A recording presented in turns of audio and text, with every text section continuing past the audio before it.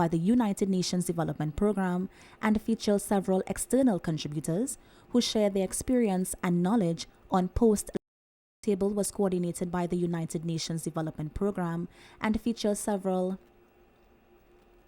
The Parliamentary Roundtable was coordinated by the United Nations Development Program and featured several external contributors who share their experience and knowledge on what are the main goals of your Parliament. Well, we've just had a report from a Joint Select Committee on governance in Parliament in Bermuda. And that report is making the recommendation that we meaning the legislature, should be separate and independent of the executive. And we feel, and I feel very strongly, that one of the main roles of Parliament is to hold the executive to account. And if we're not able to do that appropriately, then we're not going to see democracy pan out the way that it should. What could the Parliament of Bermuda learn from the Parliament of Trinidad and Tobago? Regardless of the fact that Trinidad and Tobago Parliament is a newer parliament than Bermuda, there's certainly much to learn from the Parliament of Trinidad and Tobago, because I found the Parliament of Trinidad and Tobago to be very progressive in their movement towards providing democracy in their country.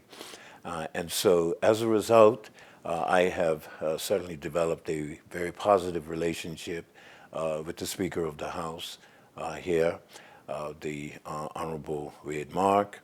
And after meeting at several conferences, Commonwealth Parliamentary Association conferences around the Commonwealth, and with Bermuda looking to improve our governance, we decided that it would be important to take a look at some other jurisdictions in terms of what they are doing.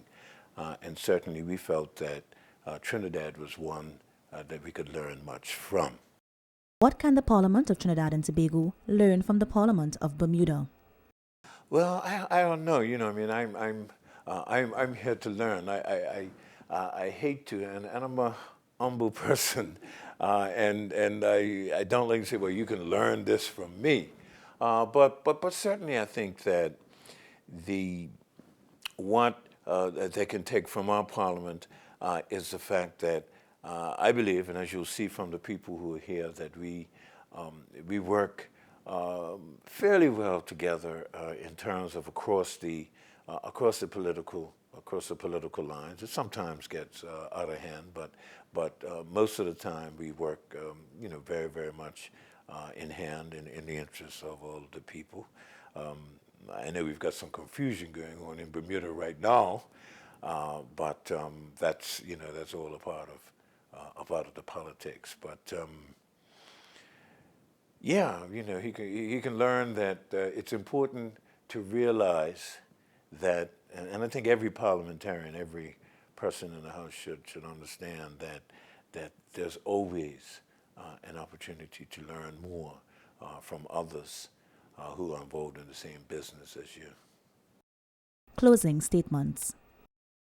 I think that the members of the legislature who are here with us are very excited and very much driven by, and they also see, I believe, more importantly, they see the importance of us being independent of the executive.